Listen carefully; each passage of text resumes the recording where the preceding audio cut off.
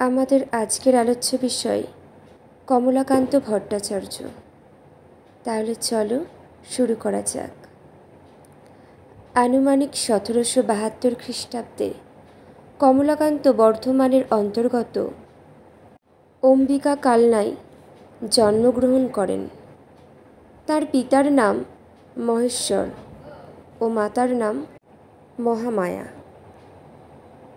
তার পিতার নাম মহেশ্বর ও মাতার নাম মহামায়া। ছেলেবেলায় তিনি শিক্ষার জন্য টোলে ভর্তি হন। বাবা মারা যাওয়ার পর তিনি মামার বাড়ি চলে যান। সেখানে প্রসিদ্ধ বিশালাক্ষী মন্দিরেই তার সময় কাটত। এই মন্দিরেই কালিকানন্দ ব্রহ্মচারী নামক এক সাধকের কাছে তার মাতৃমন্ত্রে দীক্ষা লাভ হয়।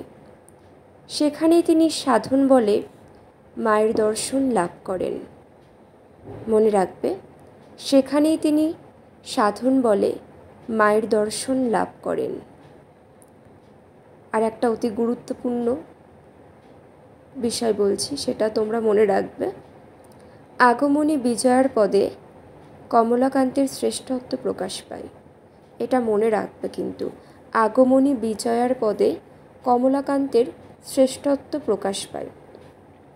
মূলত আগমনী বিজয়ার পর্বেই কমলাকান্ত বিখ্যাত।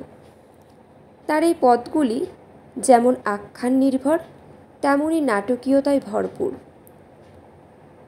কৌলিন্য প্রথা, সতীনের সঙ্গে ঘর করা, বাউন্ডুলে স্বামীর সঙ্গে নারীর ঘর গৃহস্থলী করার যে মর্মস্পর্শী চিত্র কমলাকান্ত এঁকেছেন, তা থেকে সমসাময়িক সামাজিক প্রেক্ষাপট আমাদের সামনে ভেসে ওঠে।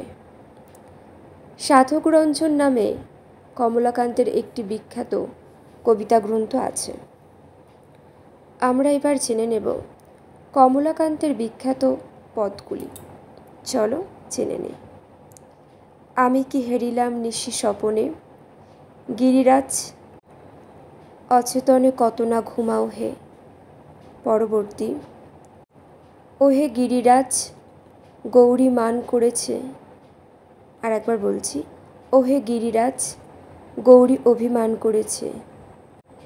মনে দুঃখে নারদে কত না কয়েছে। নেক্সট, তুমি যে আমার নয়নের নয়ন। নেক্সট, মজিল মোর, দেখো, মজিল মোর মন ভ্রমরা কালীপদ নীলকমলে। পরবর্তী, এটা খুবই বিখ্যাত একটি পদ। ওরে নবমী নিশি না হওরে অবসান, শুনেছি দারুণ তুমি না রাখো সতের মান। কমলাকান্ত ভট্টাচার্য সম্পর্কে গুরুত্বপূর্ণ তথ্যাবলীগুলো তুলে ধরেছি। আর কারোর যদি কোনো প্রশ্ন থাকে অবশ্যই তোমরা কিন্তু কমেন্ট করে জানাবে। আজ এতটুকুই। সকলে ভালো থেকো, সুস্থ থেকো।